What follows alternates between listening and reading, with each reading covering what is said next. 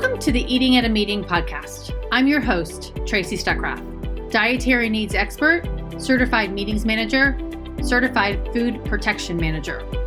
I have searched the globe to find people and businesses who are creating safe, sustainable, and inclusive food and beverage experiences for their employees, guests, and communities.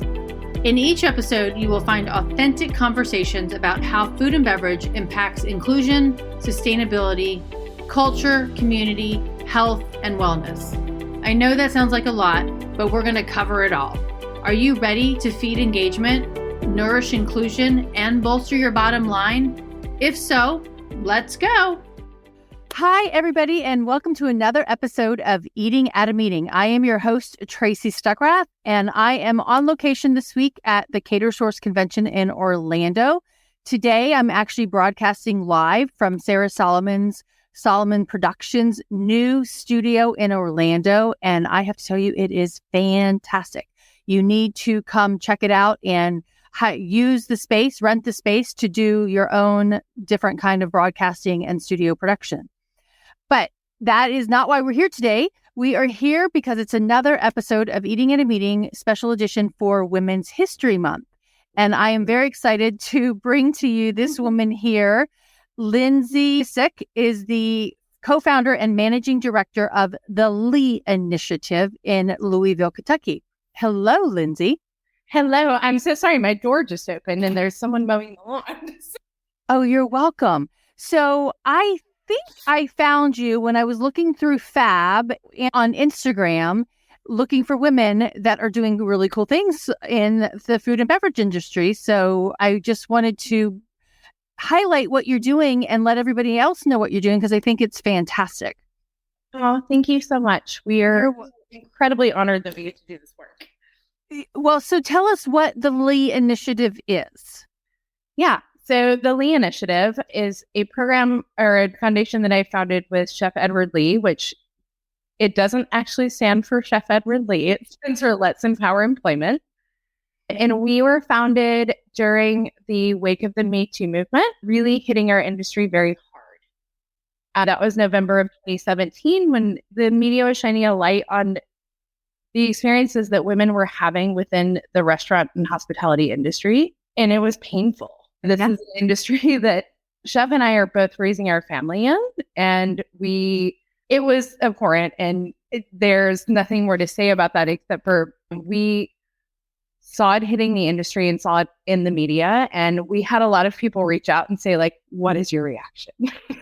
And for us, as people that work in restaurants, and I'm sure that most people can connect with this, like you see a problem, but you don't want to address it until you have a solution to that problem. Yeah, no, these stories were important. These were things that people were facing within our industry, and their job was to tell the story. And as bystanders and people watching it, we felt like it was our job to try to help and make a difference. So Edward and I were sitting I was the longtime GM of 610. That's probably a good point of reference. His restaurant here. And he was like, as a woman in the industry, like, what is your reaction? And it's like, obviously, like, this is awful. But for me, that was not my story. That was not the experience that I had in the restaurant industry. At the end of the day, I had worked for women. I had never worked in a restaurant that didn't have women in leadership roles. Wow. Which is unusual in some sense. It is. It is very unusual. Yes, when I was like a teenager, I worked in restaurants that did not. But like in my professional career, I had worked for women leaders. I had both of my children in this industry who were 7 and 9, but I had a 6-month maternity leave.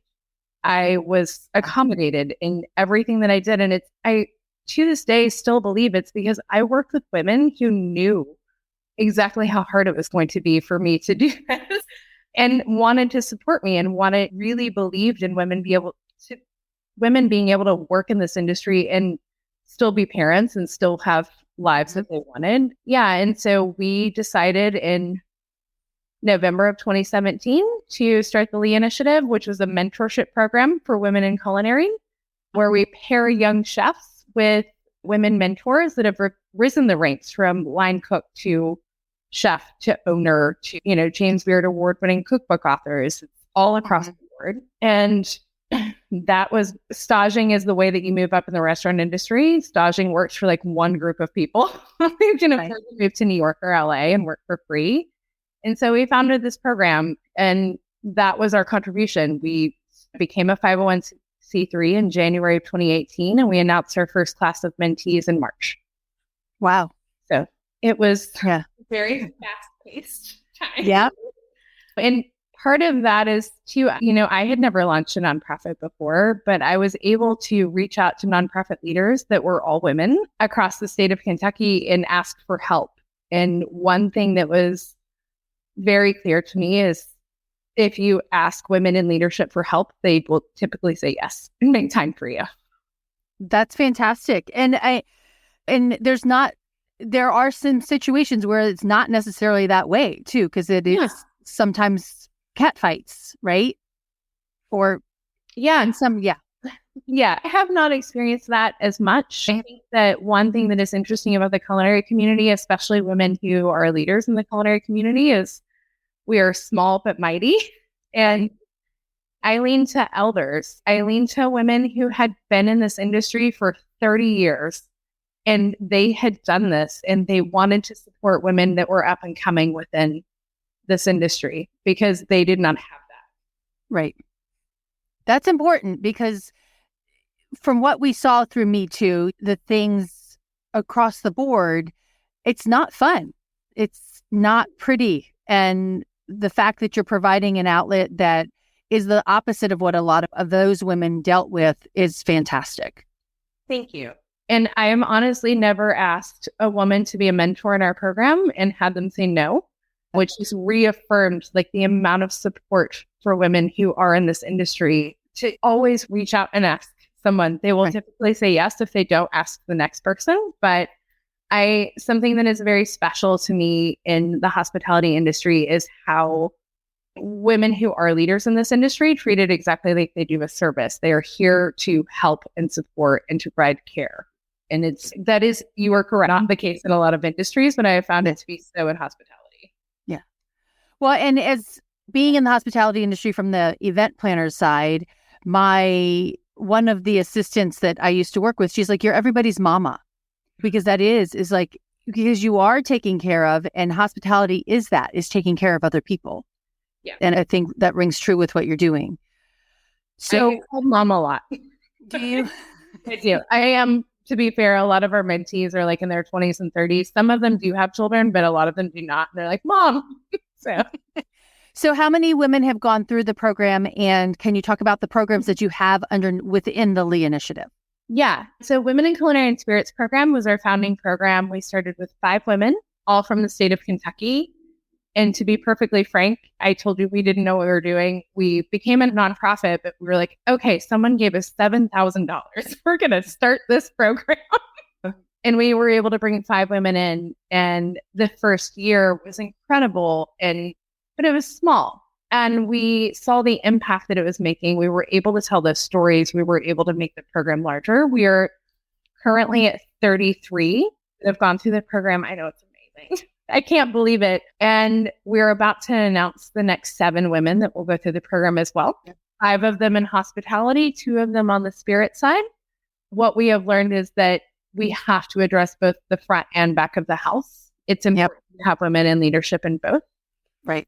It sounds really weird to say, but during the pandemic, we grew. And that was because we were with our 3rd class of mentees at Maker's Mark. Beam Centauri is one of our founding and largest partners. And we were there making a barrel of bourbon, which is the first thing that we do with our mentees. And everyone got a call that said effectively, like, you don't have a job anymore. That's the governor had shut down the state of Kentucky, and then it trickled around I think we were actually one of the first, oddly, which is not a normal Kentucky thing. I called Edward, and he was like, what are we going to do? I'm like, I don't know, but we had done direct aid feeding before whenever there was a government shutdown for TSA workers. So we had a little bit of a blueprint. We also knew that our restaurant was filled with food, and every other restaurant was too. Mm-hmm. And we had a bunch of chefs that were here. And we had our staff, and we did not want to let them go. So we went to our partners and said, can you help us to start a feeding center? We opened our feeding center 2 days after restaurants shut down and put up a post on Facebook and Instagram. And we're like, hey, we're going to have food and diapers and formula and like these things that are essential to life, and you can come and pick them up. Well, we did not know what the responses would be, and we created an entire traffic jam in Old Louisville. Wow. We were out of food in an hour. Wow. Yeah. And it was like 300 or 350 families. And our partners at Maker's Mark are not just partners in funding. They actually came and they were like boots on the ground. And they're like, okay, this is not just happening in Kentucky. It's going to happen all over the country. You know this. Historically, restaurant workers do not have a safety net. And unemployment was crazy. We're like, okay, we have to help. It's also twofold that people who work in hospitality don't accept help, won't do it. And so we're like, okay, we have to make this joyful and fun. So we had our chefs create beautiful meals that they would serve in a restaurant. And we did food pickup. Through our partnership with Maker's Mark, we were able to extend that to 21 cities across the country by using their marketing budget to support the industry and the people that had always supported them. Wow. And after COVID, we were feeding 1 million families at a time. It was, wow, again, an honor to be able to do it. And one after COVID, and we were like, okay, we're ready to do our next class. We felt the need to expand nationally and make sure that we had a larger program. So that is when we expanded to 15 women in culinary and then added the spirit side of things. We also started a farm reboot program, which is where we went to our partners and said, what is going to help you reopen?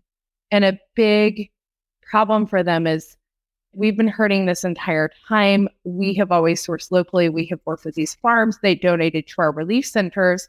They're now hurting too. It's planting season. And we don't want to have to backpedal and go back to commodity food. And so we infused $1 million into the farm economy with direct grants to create credits for restaurants to order. As they opened, it was a credit to make sure that we didn't go back. It took a long time to get that farm to table movement to work. It's also when we partnered with Southern Restaurants for Racial Justice. They're incredible founders. Some of them were mentors for us. And Petrano, Sarah at Little Tart in Atlanta, Lisa Donovan, they had this incredible program after reading about P loans in the US and the disproportionate amount of African American and Black-owned businesses that receive them. And so we partnered with Heinz and were able to do $1 million in grants to Black-owned businesses that did not receive P loans. So that was born out of it. And it's like, for us, it's like strange to talk about because the pandemic was very hard on all of us. It was very hard on this industry, but we were able to grow in the amount of support that we could give. And a lot of that, I think, relates back to people realized how much restaurants are important to them. Yeah. Very much so. And corporations in particular. And they were like, okay, we can help. And we did. Yeah. No, that's fantastic. I mean, just the dollars to the farmers. I mean, incremental impact that you, by not only helping the restaurants, also the people that were feeding that farm food and the restaurants is, I mean, counting those numbers is probably, you can't do that on your fingers. No, we can't. But it was interesting because when we were doing relief, we had farmers come to us all the time. They were like, hey, we actually sold mostly to restaurants and we want to bring you food, even though they were hurting so much. Wow. They wanted to donate food. And that's part of, what I said with it's hard to get restaurant and hospitality workers to accept aid. This was beautiful food that we were putting out. And it was like, it had to be special. I can't feel, nobody wants to accept aid, but make it special and also make it a way to socialize 6 feet apart, but we could still see our community. Right. Exactly. With these women that you've reached out to be mentors, what have you gotten any sage advice from them in doing this? I mean, honestly, it's very similar to the advice that we get when we do relief work. We did it during COVID. We don't do it all the time, but we have done it during like Eastern Kentucky relief work that we did during the floods or the tornadoes in Western Kentucky. It's the same across the board when you're working with a network with women. For me, at least, it has been. That's been my experience is community. Like act in community, live your life in community. Like they want to support the next generation of women in this industry. If they had to fight really hard, they would like it to be easier is the wrong word, but more conducive to their success. They want to help and support along the way. And like I said before, with no one leaving the program, that has been the most interesting part. Because I was like, oh my gosh, I'm this chef that's like acronym. I'm like, you had a Michelin star. You've been in business for 30 years. And she was like following up with her mentee. Wow. Jen Rock was in our first class and she's like, oh, I get a call from Jen Lewis at least once a month. It's like, don't rest on your laurels. What are you doing? And a small response doesn't work.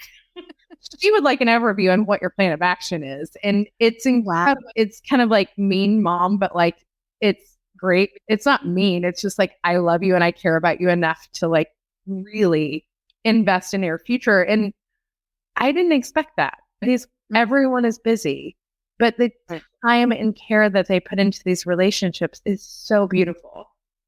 That's fantastic. Now, I want to touch that and go to your T-shirt and it's the hashtag that you gave me is the future of food is female. Yeah. Yay. So talk about that because it is in the restaurant industry typically been very male dominated events. So how we use that, the future of food is female even more. So for me, Our Mother of Perpetual Hunger by Lisa Donovan is like one of my favorite books. And I was on a 7-hour car drive yesterday. So I like re-listened to it.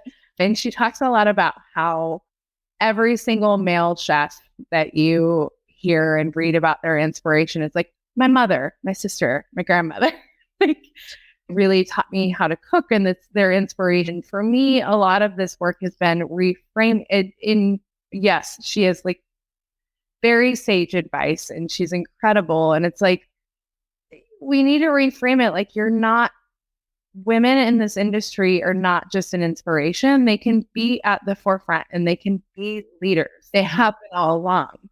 One like common, I mean, you are a woman in this industry and just like even me as a whole, I often am like, I have imposter syndrome. Is this just because I've worked with really great people? And I think that it's owning your own voice and really like putting yourself out there. And like when you do an event, and I see women do this all the time, like when you do an event or you have a media placement or something, like take other women with you, like shine a light on them. And as a whole, I've never experienced much different for women in the industry. It's just now we're seeing more of them in the media and in the spotlight. Mm-hmm. And as we see that grow and that practice grow, that we will move that way. That's awesome. And okay, so you mentioned it. You mentioned grandmas and moms. What about your grandmother, your mom, your aunt? What do they say about what you're doing? Yeah, well, I have learned from my grandma, my aunt, and my mother, working community has always been a part of their life. I am one of those weird people. This is depressing, so we're going to talk about it a ton, but I lost all of them in the 2020, between. But I will say one thing that I've done through my work that has been incredible is my family was all from Appalachia, and I did not know anything about them. Like my parents were like very much like, we got out, we're not going back. This is where we came from, but like, it's a sidebar. But whenever we were able to go and do relief work there, it was very hard because it was so devastating. But I learned so much because I was like, I don't know anything about my family from here. I don't know anything at all. Like my family left, we didn't go back, but I actually did because when we went to Eastern Kentucky, we went to the community and said like, here's what we have to offer. What do you need? How can I best support you? And I do find with relief work, that is the best way to go. Like list your resources and say, what will help you? Don't like go in there and say, I can do this. Like it might not be what they need. So fresh food was a big part of it. And we were able to partner with World Central Kitchen and fund farmers markets for 4 weeks to anyone in the community. Everything was free. So we could support the farmer. We could also get people fresh food, because at the end of the day, when you've been in a disaster, you don't want you want fresh food. And so I was able to meet a ton of farmers and realize that the food that I grew up eating was that food. And I'm like, oh, I do actually understand Appalachia. And it's through the food that I was served. I actually, in crazy universe land, met a farmer. My mom always made shuck beans, which is like where you dry like leathery britches. It's like a way, and then would prepare them. And she would always complain. She's like, these are just not Eastern Kentucky half runners. It's not the same. I'm like, okay. I'm like, you got them at the market. It's not the same. I met a farmer who lived 2 miles from my family growing up, actually on a road that has my family name. And he's like, I have an heirloom Riley bean. So I, of course, bought like, wow, 4 bushels of beans and put them up. And I was like, okay, I understand now. The beans that I grew up with are not these beans, and these beans are better. Like, you can, with my family, I always learned to live in community, even though like with that whole side of it, like they did not go back to Eastern Kentucky. I had aunts and grandmas and godmothers and all of these people. And I think I was like 20 years old before I realized I was not related to any of them. They were just people that, like, my grandmother was a single mom, and she lived with 3 other women that were also single moms, and they lived together. Oh, wow. They were my aunts. They were not. That's pretty cool. Yeah. So through that, yeah, I learned to live in community with people, and if you have a resource and you want to help someone, one, don't push it on them, but you can say, I have X, Y, and Z, and I can help in this way. Would this be helpful to you? Right. Yeah. Slight little tangent. Somebody was standing at the street corner yesterday when I was driving to Raleigh, and how to sign up. And I'm like, I don't have any cash, but I have some hummus and some chips. And he's like, hummus? He's like, no, thanks. I'm like, okay. Yeah. Totally. Yeah. When we were doing relief work in Eastern Kentucky, I remember someone calling and they're like, we want to do breakfast. Can we do like strata and scones? And I'm like, you can, but like, why don't we you have the same ingredients. Let's make something that's comforting to the community that you're working in. And it's not saying no one in Eastern Kentucky likes strata and scones, but like you can make something else that is like actually indigenous to this region and bring comfort to people. Right. And that's really, I'm actually doing a presentation tomorrow on trends. And I think that's a really big thing that we need to pay attention to, because wherever you're serving food and whoever you're serving it to, understanding where they're coming from, understanding where you are now standing, what is indigenous to that is really important in meshing those things and sharing traditions. Totally. And I mean, I think that like one thing that I've learned in my, especially in these last 3 years, is the most important thing, not just in food, but anywhere else, is meet someone where they are. Mm-hmm. If you are the one that has the space to offer help, research and meet someone where they are. I love that. Yeah. And another tangent is yesterday on LinkedIn, there was a conversation from a woman who has a disability. I don't know what it is, hearing or seeing or whatever it is, but she's like, why are we always having to be asked, how can we accommodate you? Why aren't you doing the work to go ahead and make that accommodation? Yeah. And make it so that it is universal.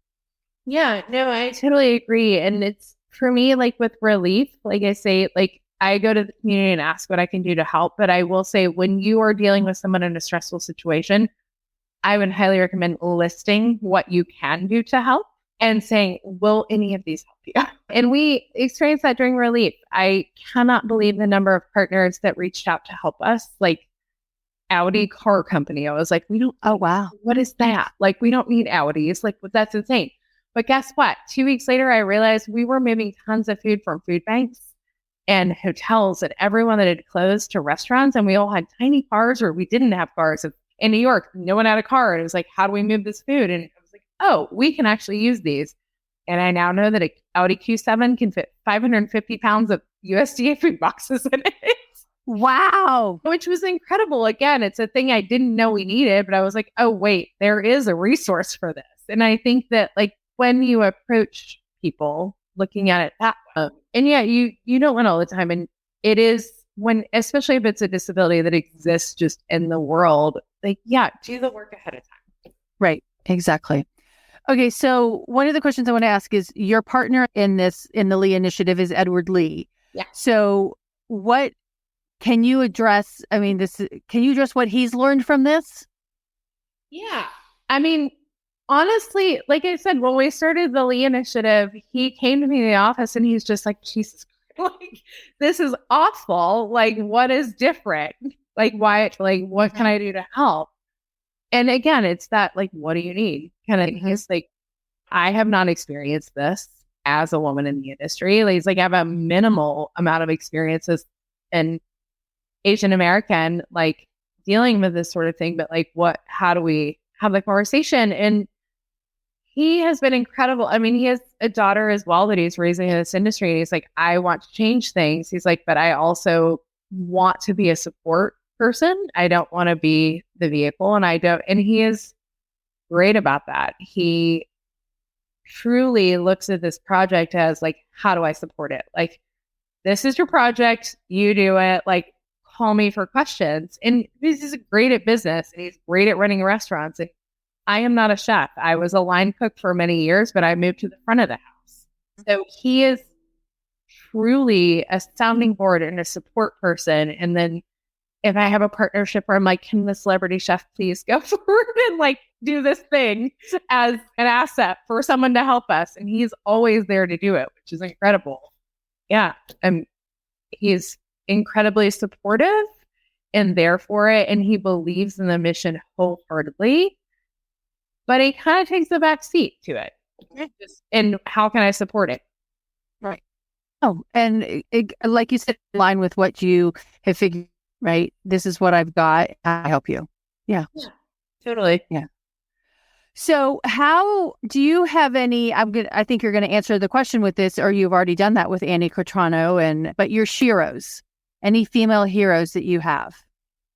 Yeah, it's all over the board. The women that volunteer in our program to be mentors I owe them a debt of gratitude. And just that I know what it's like to run a restaurant. I know what it's like to be the person that everyone comes to. And they have, without hesitation, always risen to the occasion and offered their time. Anytime I'm offered like a stipend or an honorarium to anyone, they're like, just donate it back.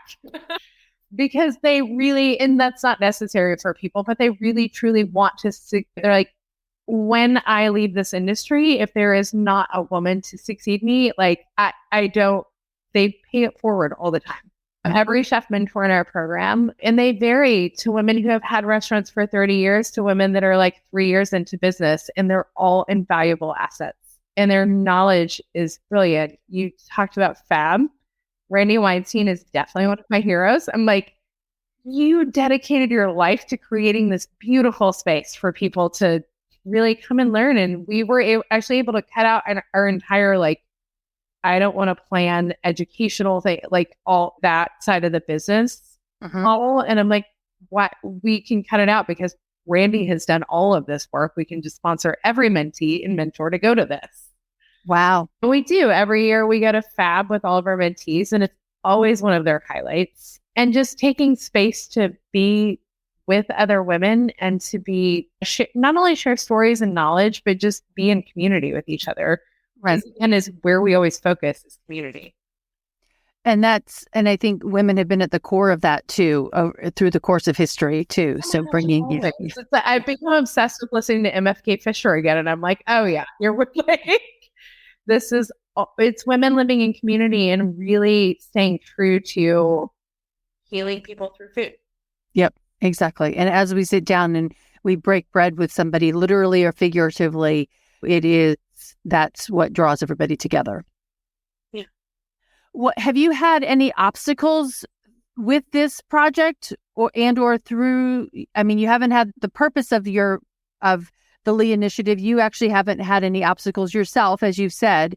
But has there been anything that you've really needed to tackle?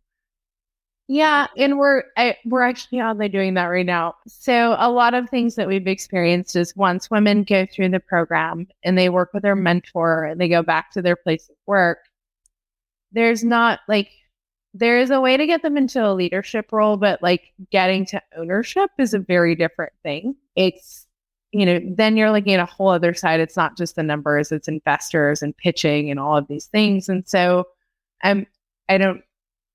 we don't have a ton of info about it right now, but we're opening a restaurant in DC this fall. Okay.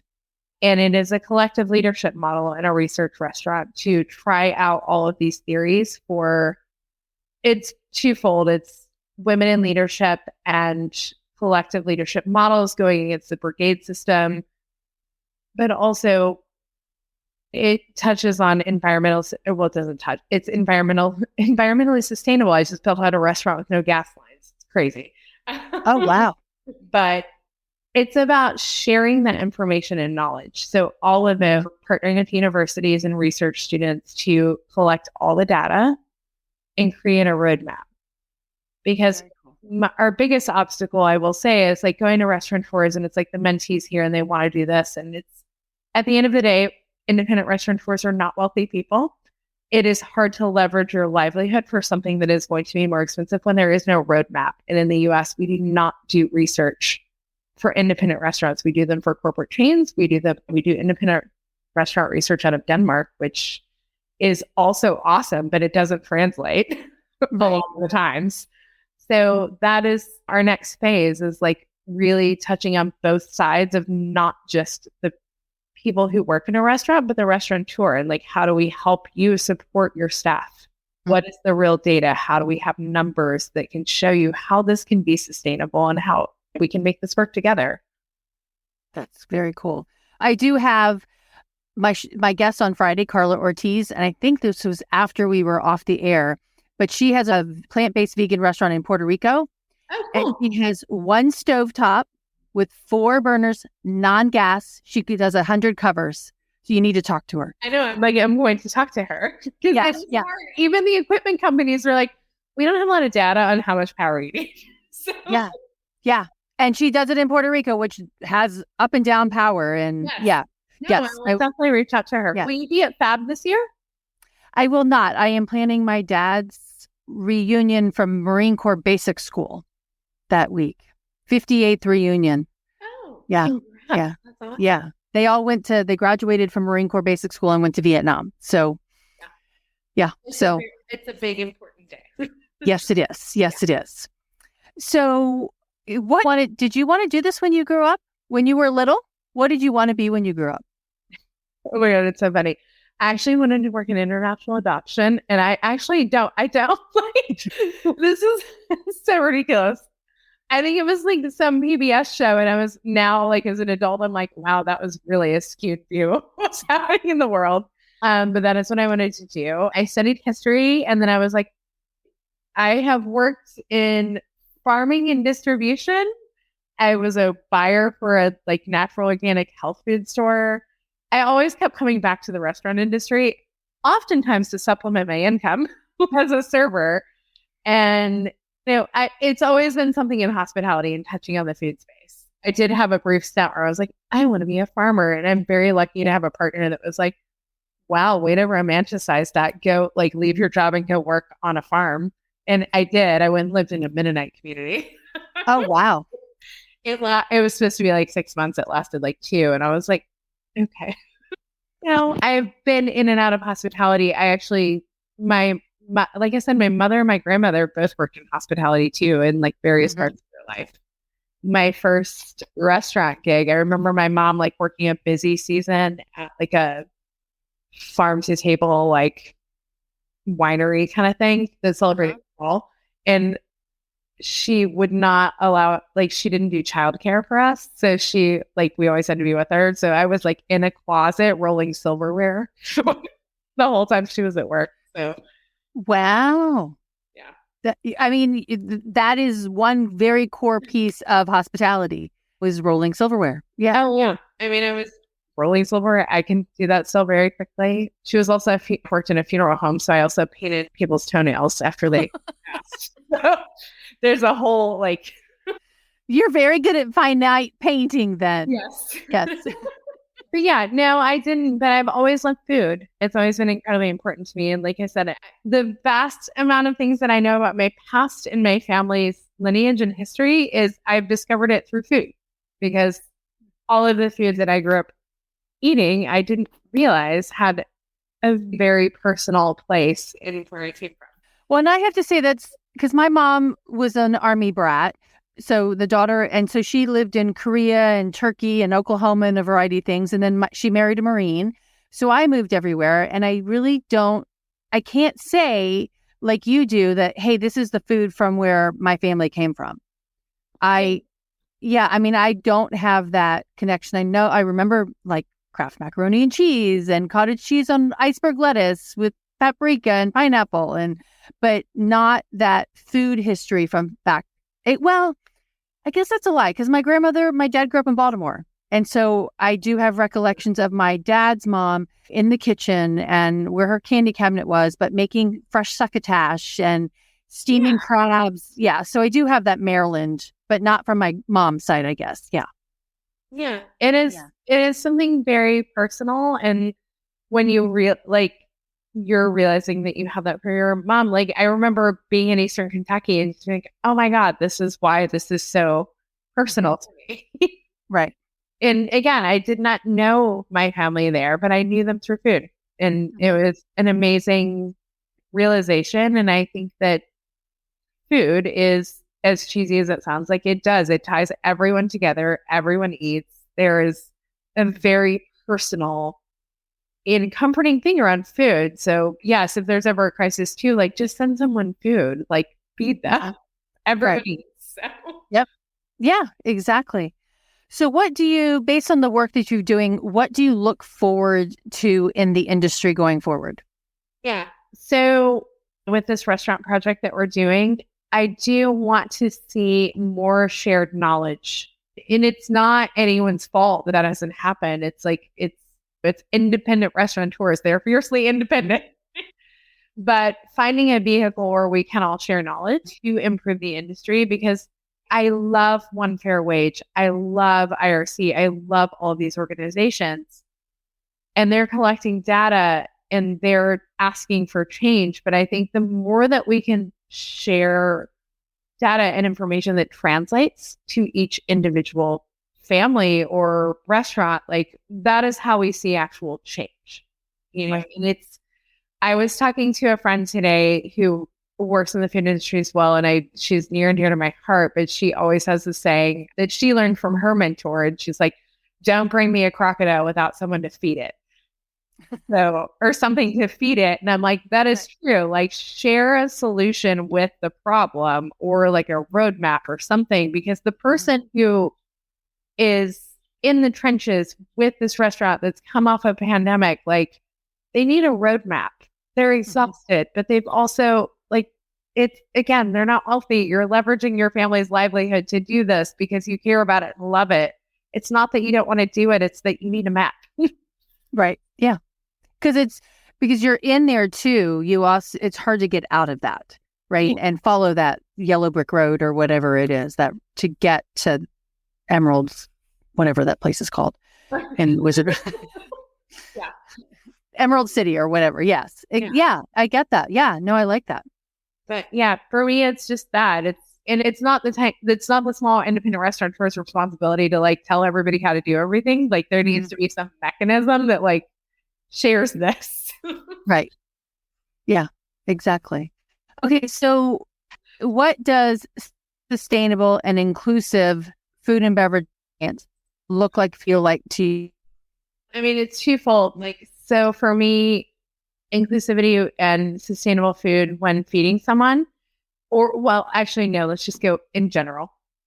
I get very annoyed and I feel very strongly about like sustainable agriculture and labor practices.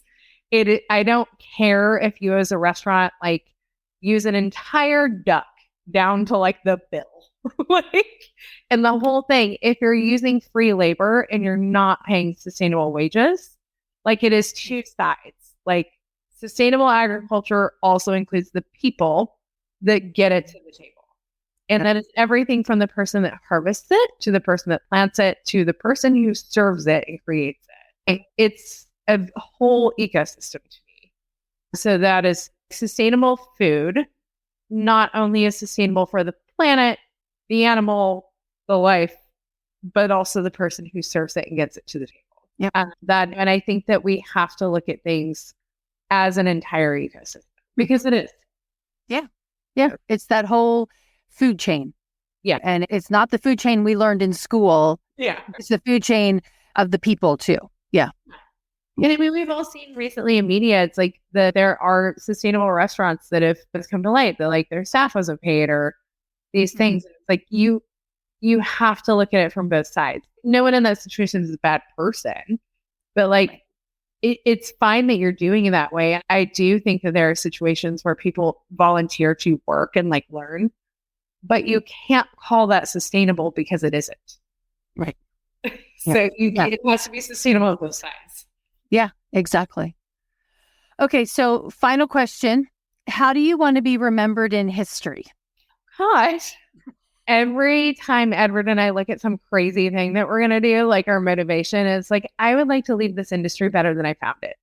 And when my kids tell me I want to be a chef one day or I want to work in a restaurant, I don't want to cry in a corner.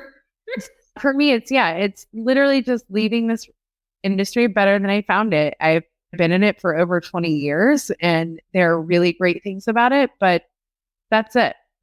Just better. It's not going to be perfect. It never is. We can always grow and build. Nothing is perfect. There's always room for growth, but I just want to leave it better than we found it. That's awesome. And that's important. Yep. Very important. So, Lindsay, thank you so much. Tell everybody how, I'm going to put your website up here. Tell everybody how they can get a hold of you besides this. Oh, yeah. You can go to leeinitiative.org. You can also email me. I'm just Lindsay@leeinitiative.org. It's very easy. We are on Instagram and Facebook, and it's the Lee Initiative.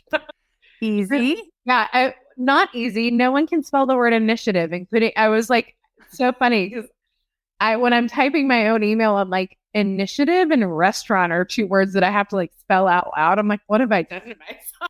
No, we need to learn how to spell it because it's an important word. We all need to take initiative. Yes. Yeah. Okay. Oh, I just put it in there. Okay, cool.